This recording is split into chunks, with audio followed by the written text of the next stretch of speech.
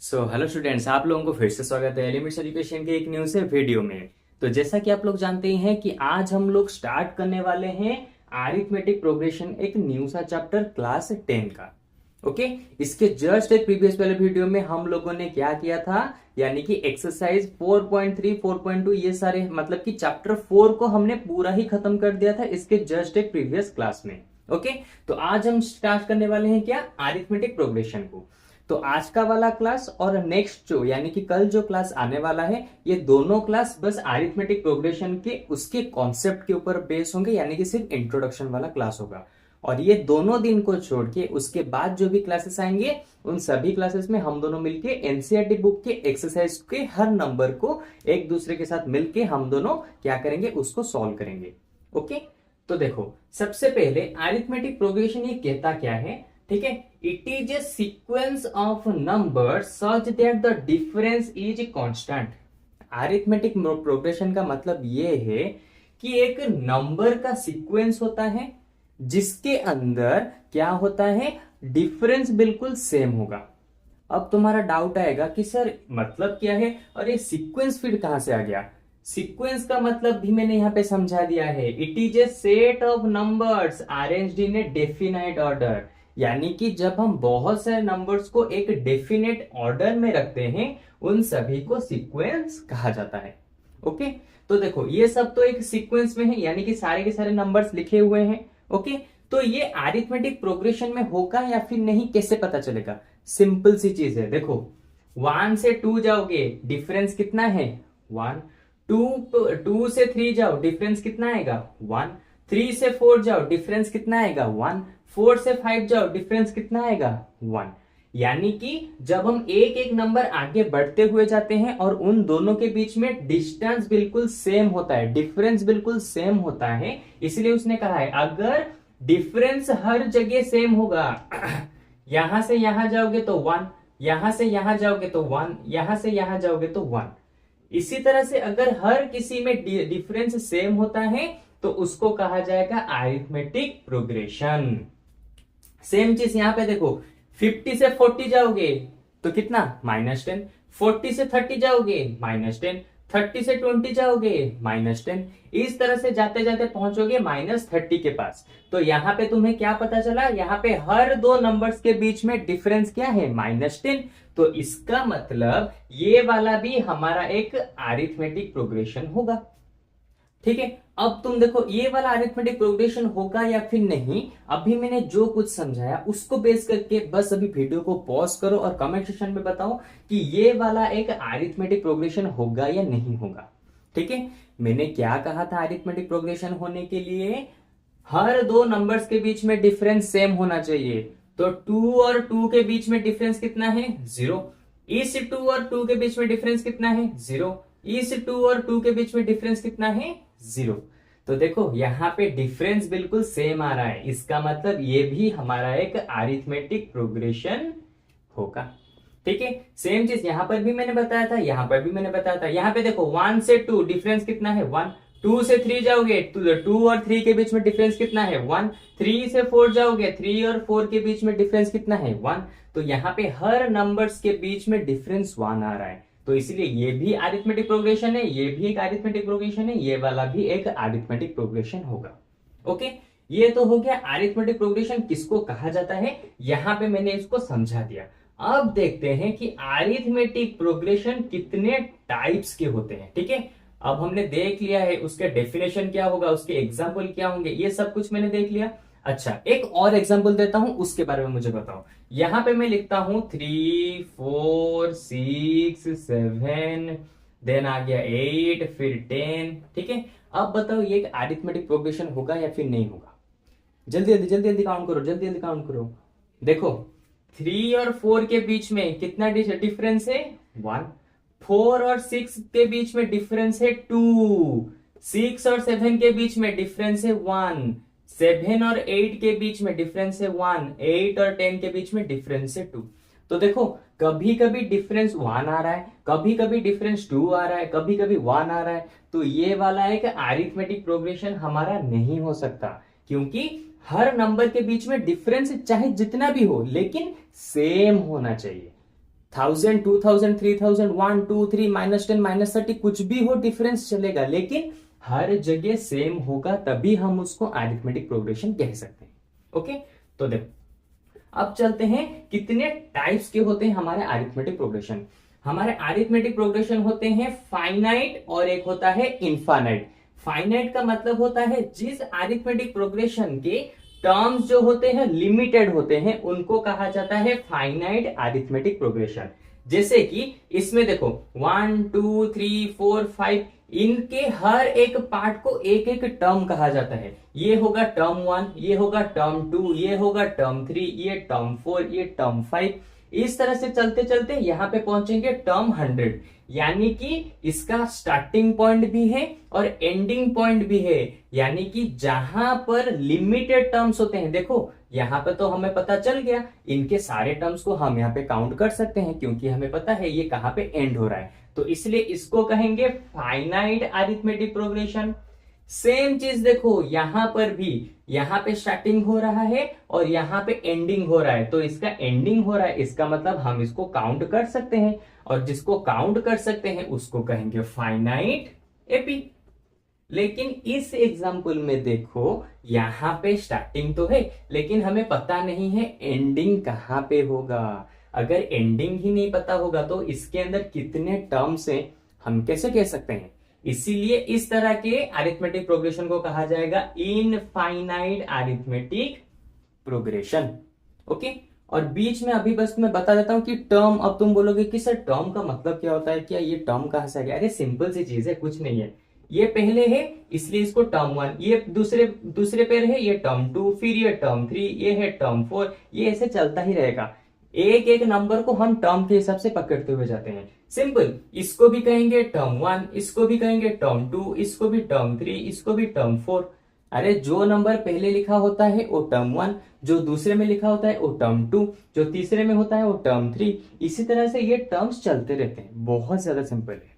Okay, तो ये हो गया यहां तक का डेफिनेशन। अब मैं इसको इरेज करके इसके जस्ट एक नेक्स्ट वाले स्टेप पे चलते हैं और उसमें कुछ इंटरेस्टिंग चीजें हैं उसको समझते हैं। ठीक है, तो सबसे पहले मैं इसको यहाँ पे इरेज कर देता हूं और उन इंटरेस्टिंग चीजों को यहाँ पे लिख देता हूं। ओके, चलो तो देखो ये वाला है general form of arithmetic progression.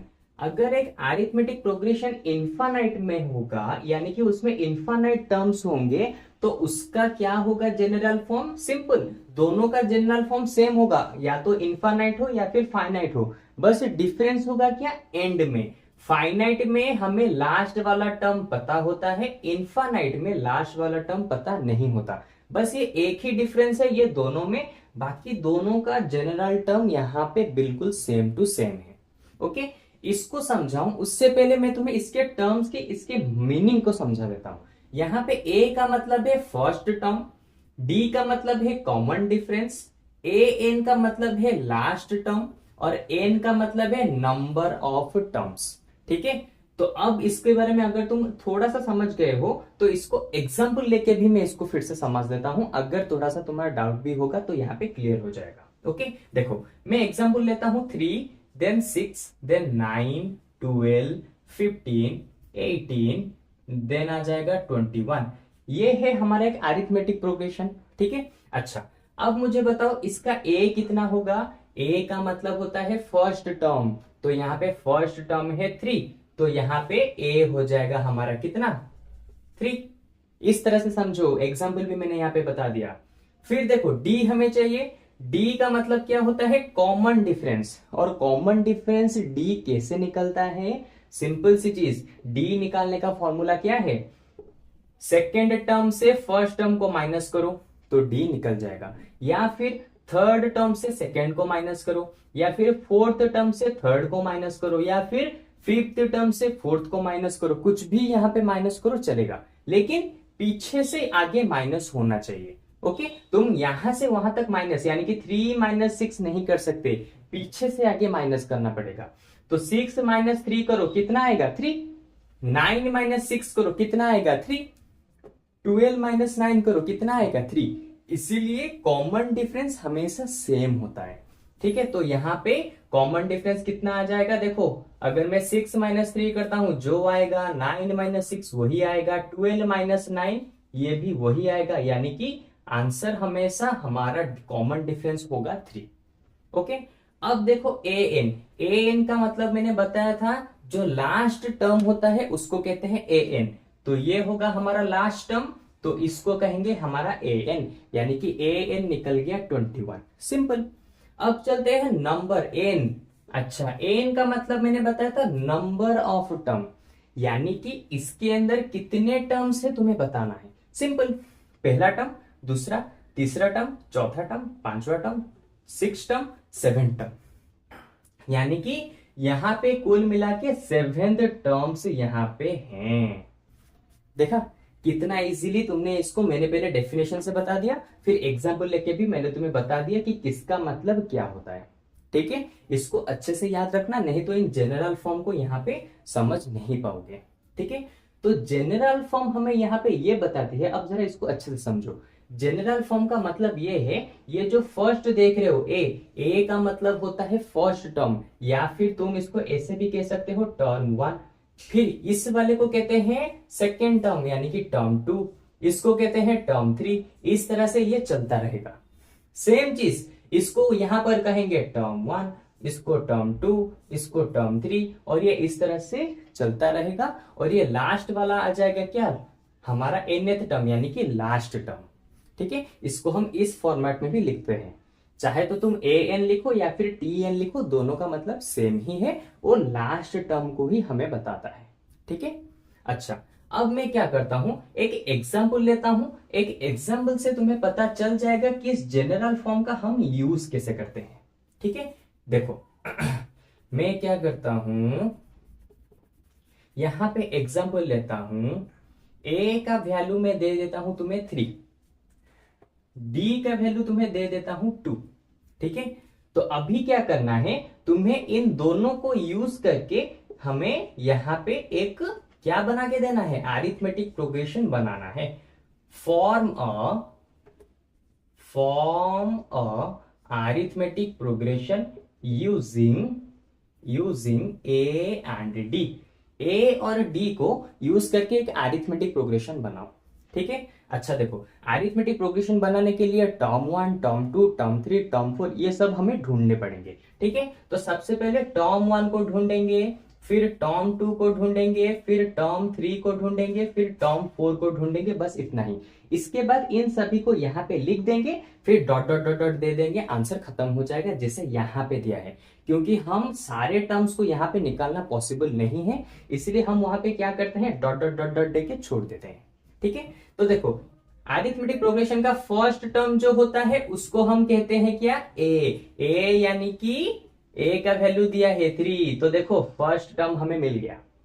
Second term कैसे निकालते हैं, ए प्लस डी, तो ए का वैल्यू है 3 प्लस डी का वैल्यू है 2, तो 3 प्लस 2 यानी कि 5।